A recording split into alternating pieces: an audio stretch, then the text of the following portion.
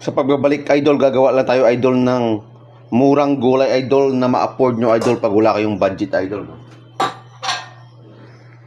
Maglalagay lang tayo idol ng hot water 1 liter or 1 and a half. Tapos binuksan ko na yung apoy ano. Sunod natin ilalagay idol yung luya, kapiranggot, 2 kamatis, 1 pirasong sibuyas.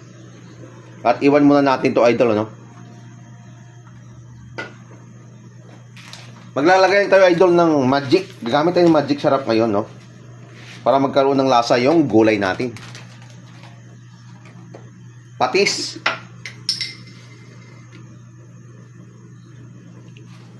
Yun.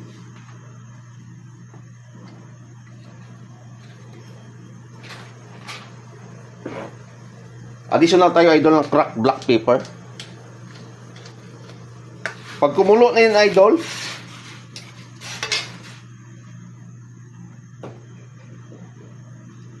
at maamoy mo na yung aroma ng condiments natin idol.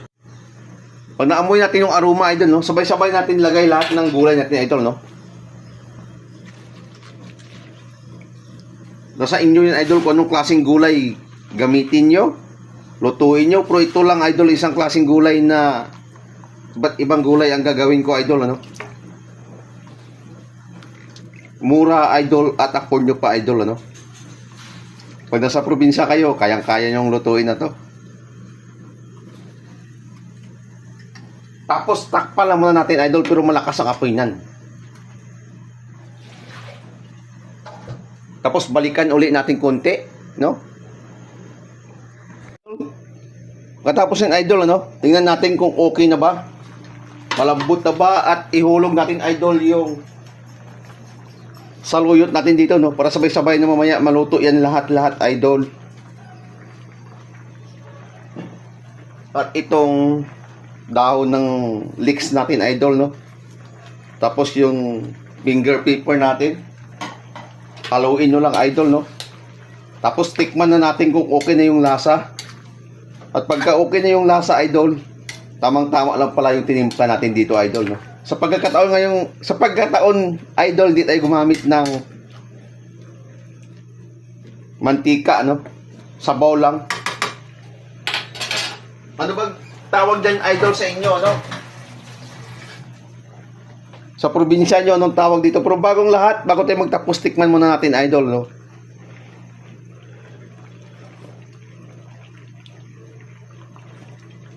Oh, may kulang idol, iso na lang tayo ng konting salt idol. Pagkatapos yan idol, umiba na yung kulay ng gulay natin, ibig sabihin idol, luto na yan. Tatakpan ko na idol at patayin yung apoy natin idol ano. Pero bago ang lahat idol, tikman ko uli. Okay na yung lasa. At takpan ko uli idol ano. Binalik ko para maluto pa yung mga gulay natin. At luto na yung, anong tawag sa inyo yan idol? Lauoy, halong-halong gulay. Nasa inyo na yan idol ano. At bago tayo magtapos idol, may partner po tayo dyan. Maglulutuin natin dito no. Maglalagay tayo idol ng frying pan no. Tapos binuksan ko lang yung apoy. Maglagay tayo dyan idol ng oil. Kahit anong klaseng oil idol.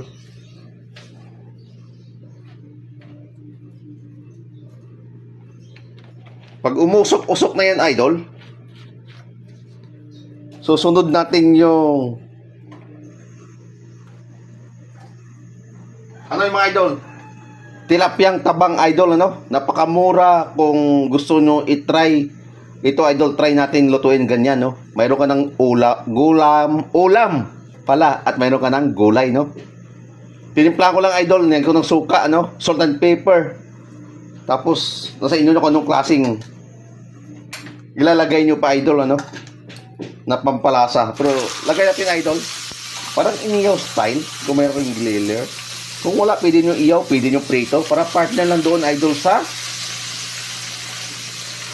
gulay nyo. ilagay na natin lahat ng idol, no? Takpan natin.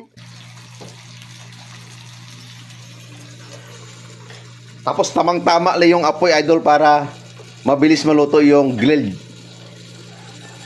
native tilapia natin, idol, no?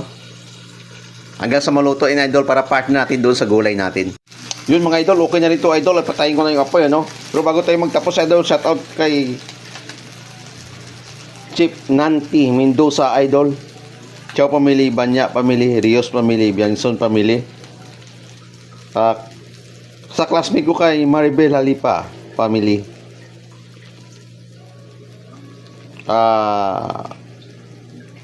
Bianson family, idol, ano? Flores. At abangan nyo pa mga idol yung gagawin ko. Luto na yung grilled native tilapia natin at saka yung gulay natin kanina, idol, ano? Tinabi ko lang. Yun lang mga idol, at abangan pa yung gagawin ko.